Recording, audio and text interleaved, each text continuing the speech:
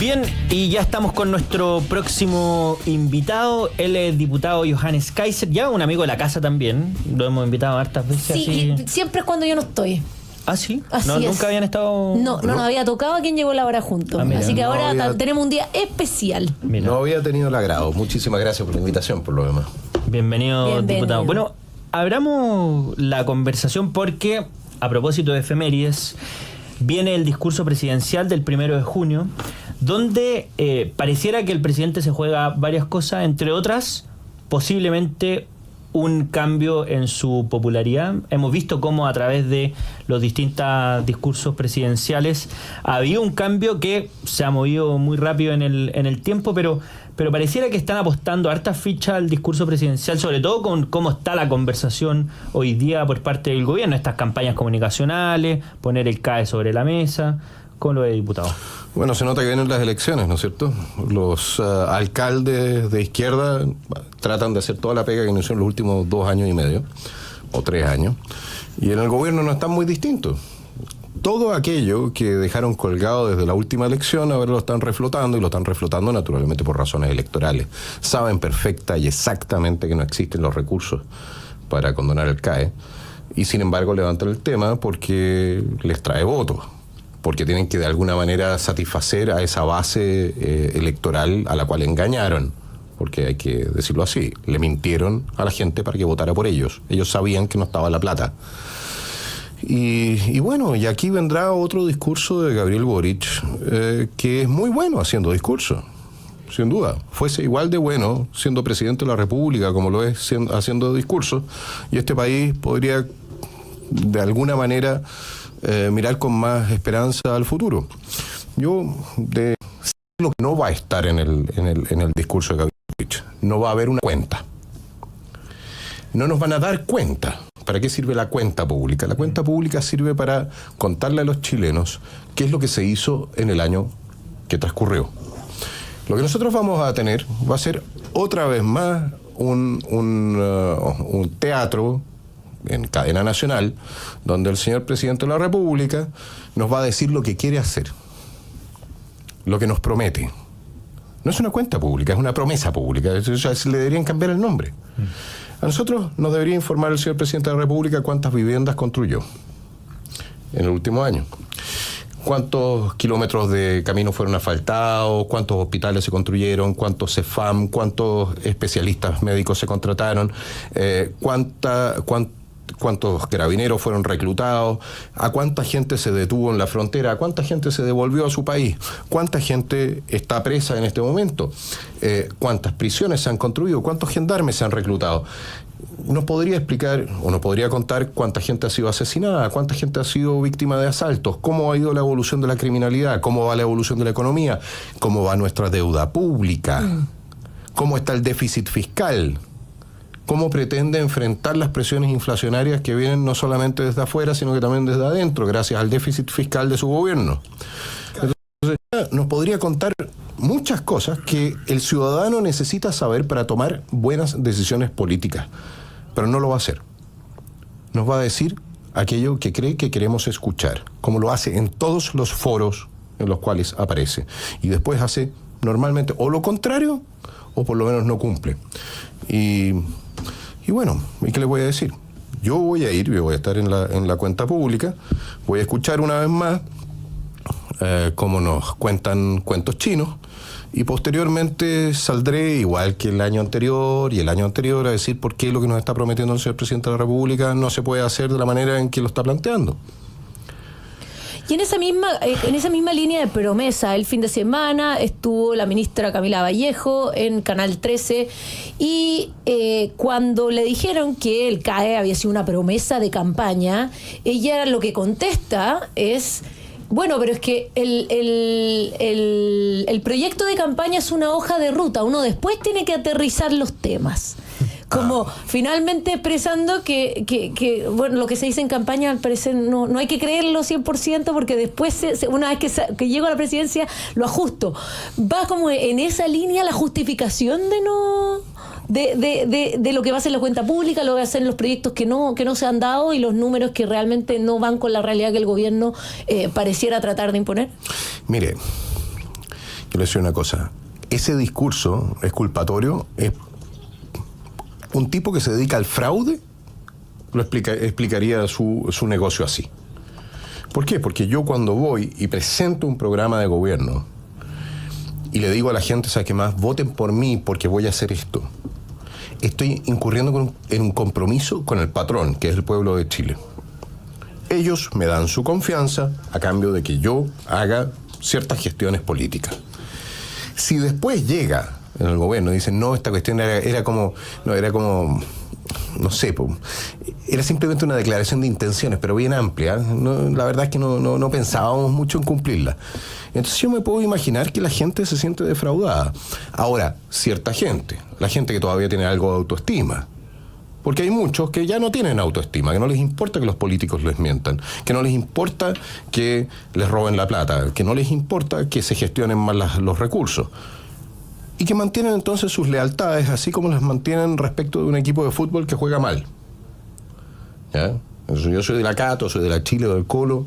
Mi equipo, era una declaración. Mi equipo se va a segunda división o lo que fuera, igual, es mi equipo, ¿me entiendes? O no, claro. Juegan pésimos, pero igual es mi equipo. Bueno, esa es la lógica que tiene cierta gente respecto de la política. Y ahí a propósito de eso mismo, perdón que te interrumpa, me equivoqué, dije Canal 13, pero me acabo de acordar que fue TVN, por si acaso, para que después no me reten.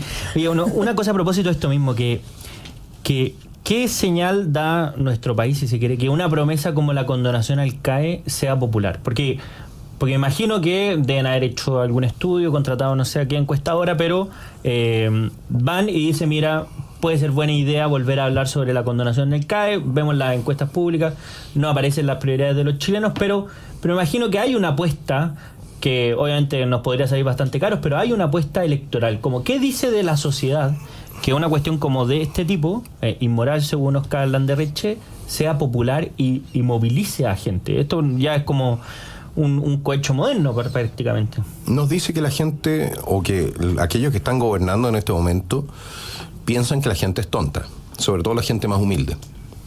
La gente más humilde son aquellos que normalmente se pagan su educación en el colegio, tratan de ir a un subvencionado, posteriormente hacen algún oficio, estudian o aprenden algún oficio, trabajan de sol a sol, muchas veces por el sueldo mínimo.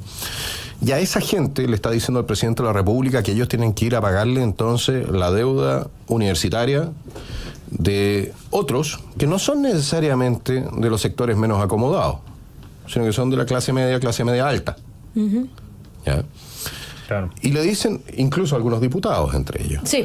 Entonces, y le dicen, entonces, ¿sabe qué más, señora Juanita? O don Pedro, usted que trabaja allá en Coronel, sale todos los días, arriesga la vida para ir a pescar.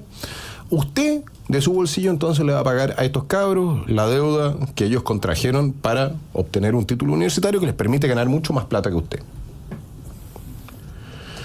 Yo creo que si la gente se da cuenta de lo que está ofreciendo este gobierno, se le termina de ir toda la base de apoyo popular. ¿Por qué? Porque están jugando con las lucas de los que menos tienen para financiar a los que tienen más. Y eso es simplemente inaceptable. Por lo demás, un título universitario es como, digámoslo así, un título universitario sirve como una máquina para, no sé, en una carpintería. Te permite a ti producir más, ganar más plata. Pero ningún carpintero que esté endeudado por haberse comprado una máquina para poder producir más puede ir al Estado y decirle, ¿sabe qué más? Usted ahora págueme la deuda. O la persona que se compró un taxi para poder atender pasajeros tampoco puede ir donde el gobierno y decirle, ¿sabe qué más? Usted, ¿por qué no me paga la deuda del auto? Pero sí lo puede ir a hacer una persona que incurrió voluntariamente en un crédito universitario. Y dejemos de lado las tasas de interés horrendas que se cobraron en un comienzo. Dejemos de lado también que esto fue un negociado asqueroso de muchos grupos que también se dedicaron a forrarse con el tema universitario y a permitir a gente que nunca debió haber entrado a la universidad que se endeudara y entrara a la universidad, y con eso se interrumpieron muchas carreras y la gente salió endeudada. Dejemos todo eso de lado. Perfecto. Pero sigue existiendo una responsabilidad individual de la persona que entra a la universidad y dice, sí, yo estoy dispuesto a asumir esto en estas condiciones. si no eres capaz, claro, existe una responsabilidad sistémica porque se permitió este abuso, de acuerdo, pero no puedes desmarcarte tu responsabilidad individual y pasarle el costo a los que menos tienen en este país. Eso no corresponde. Y eso al mismo tiempo saltándose otras necesidades importantísimas en educación. Sabemos que hoy día el Estado invierte más plata en alumnos universitarios que en básica y en preescolar. Correcto. Pero siendo ahí la crisis más relevante según todos los expertos. Pero no solamente eso. El monto del cual estamos hablando es el equivalente a 8 o 9 veces el presupuesto total de Carabineros anual. Eso es, a ese nivel estamos. Es decir, con las platas que se pretenden liberar por la condonación, nosotros podríamos duplicar la cantidad de carabineros y toda la presencia policial en nuestro país prácticamente durante 8 años y tenerlo financiado. Sí, claro. Entonces, la pregunta es, bueno, exactamente, primero, ¿dónde están las prioridades? Segundo, ¿dónde está la moral en este asunto? Porque aquí lo que nosotros entramos a hacer, mayoritariamente, pues hay gente de escasos recursos que efectivamente incurrió en estos créditos y está complicado, pero lo que nosotros aquí entramos mayoritariamente a hacer es a subvencionar a gente que está en una mejor posición económica con las platas de los que tienen peor situación económica. Esto es literalmente concentrar la riqueza en los ricos o en aquellos que tienen más. Y se supone que es eso lo que la izquierda no quiere, pero es lo que propugna. ¿Y por qué? Porque su base de apoyo electoral está en aquellos que pasaron 5 años, 6 años por la universidad, ¿ya? Que fueron adoctrinados ahí, porque lo voy a decir una cosa, el sistema universitario en Chile, la verdad es que de un tiempo a esta parte, en algunas carreras deja mucho que desear, que fueron adoctrinados ahí y que son entonces su base de apoyo más sólida. Personalmente, creo que hay que meterle el diente al tema universitario en nuestro país. Sí, nadie me puede explicar por qué una carrera de ciencias políticas, por ejemplo, un bachiller de ciencias políticas aquí dura 2 años más que en Europa. Si no es porque están cobrando. Son mejores. Claro, son mejores acá. O porque tú después el máster también dura más que en Europa o en Estados Unidos. Pues aquí hay un negociado. Eso no nos equivoquemos. Pero en vez de meterle el diente a ese negociado, este gobierno, y por lo demás la oposición también, empiezan a mirar con buenos ojos el meterle la mano al bolsillo fiscal para arreglar el desaguisado que hicieron en su momento. Y no nos olvidemos de una cosa, ¿eh? ¿Se acuerdan de Harald Beyer? Sí, claro, por supuesto. Ya, a Harald Beyer le hicieron una acusación constitucional. ¿Ustedes se acuerdan por qué? Entre otras cosas, por el lucro en la educación, por el lucro en las universidades. Siendo que Harald Beyer había sido el primer ministro que había empezado a revisar efectivamente qué estaban haciendo las universidades con las platas. Y ahí se pusieron todos de acuerdo en fregarlo. En algún momento sería interesante que se revisara quiénes eran los dueños o los controladores de los distintos grupos universitarios, o sea, de las distintas universidades, también privadas que había en ese momento, ¿no? Que respaldaron entonces, a través de sus amigos políticos, la acusación a Harald Beyer. Sería bien interesante darle una vuelta a eso. Bueno, estamos conversando con el diputado Johannes Kaiser y hay una pregunta a propósito de un tema que nos ha convocado en distintas ocasiones, que es el de las osamentas en el servicio médico legal. ¿Ha habido alguna novedad al respecto? Porque presentó el presidente, nuevamente volvió a retomar el Plan Nacional de Búsquedas Víctimas de Desaparición Forzada en Dictadura, como lo titula el gobierno. Pero ahí usted mismo en redes sociales respondió que debería reforzar ese plan de búsqueda en el servicio médico legal. ¿Se ha sabido algo de esta osamenta? Mire, yo no hice más que repetir. Perdón, solo lo digo porque a propósito del bloque anterior, cuando conversamos con Sergio Muñoz, varias de las personas condenadas también están condenadas por desapariciones o por secuestro, esta figura del secuestro permanente de personas que no han encontrado. Exactamente. Por la figura del secuestro permanente hay mucha gente condenada, pero no solamente como autores directos, sino que también como cómplices. Por ejemplo, un conscripto que condujo un camión de un cuartel al otro y que la verdad es que no tenía idea ni tenía tampoco arte y parte de lo que pudiese suceder después, pero da lo mismo en este momento. Sí, ¿qué es lo que ha sucedido? No ha sucedido nada más allá de que el Instituto Nacional de Derechos Humanos haya tenido la deferencia de una pequeña parte del informe de este año, recomendar que efectivamente si se hace un plan de búsqueda, se empiece por identificar la gente que ya tienen, ¿no? Y eso lo recoge el Instituto Nacional de Derechos Humanos después de la tarea que hicimos, no la Comisión de Derechos Humanos, pero sí la oposición en la Comisión de Derechos Humanos, disculpen, que levantamos este tema con mucha fuerza. Y tuvimos también una comisión investigadora, pero que lamentablemente fue conducida por la diputada Lorena Pizarro, que tenía sus propios intereses. Entonces las conclusiones no han sido lo suficientemente amplias, ni tampoco tan exactas como nosotros lo habríamos esperado. Entonces ahí estamos. Siguen los jueces condenando a exuniformados en razón de la comisión de un delito que no existe en nuestro Código Penal. Disculpen. Negándoles los beneficios carcelarios en razón de la comisión de delitos que no son delitos de lesa humanidad, porque los delitos de lesa humanidad recién se instalan en el 2008. Y para más remate, esos mismos jueces tienen a su disposición o en su poder cientos de osamentas de personas que, si fuesen identificadas, permitirían probablemente también el que muchos juicios tuviesen que o hacerse de nuevo o simplemente se tuviese que declarar la inocencia de muchos imputados. Ese es el tema, o condenados. Si en Chile nosotros no tenemos un sistema de justicia en materia de derechos humanos. Lo que nosotros tenemos en este momento es un sistema que se dedica, por un lado, a entregar recursos fiscales a aquellos que se presentan como querellantes en materia de derechos humanos, pero que al mismo tiempo le niega la entrega de sus familiares. Y por otro lado, un sistema que condena sin prueba. No nos equivoquemos, en Chile se condena sin prueba, se condena sobre la base de presunciones legales. Y eso no es algo que diga yo, es algo que dijo en su momento un ministro de la Corte en una conversación con Hermógenes Pérez de Arce en la televisión abierta. Presunciones legales, sin prueba. El ministro Solís, si no me equivoco, correcto. Entonces, sobre la base de presunciones legales, hay gente que está muriendo en la cárcel. Y así queremos pedirle entonces a nuestros soldados y a nuestros carabineros que vayan y combatan al narco y al terrorismo. Si lo que les puede suceder en un futuro próximo es que jueces y fiscales los persigan sobre la base de que yo presumo que usted es culpable. Imagínense lo que sería, señor, porque así funciona el sistema antiguo de injusticia. Imagínense lo que sería el que a usted le llegasen y le dijesen, usted hace 30 años cometió un delito y presumo que usted es culpable, defiéndase. Cualquier persona. Evidentemente la mayoría diría, esto es injusto. Aunque sea inocente, ¿cómo voy a probar que soy inocente? Después de 30 años, 40 años, 50 años. ¿Qué es lo que hacía yo el 5 de enero de 1974? ¿Quién sabe lo que hizo la semana pasada?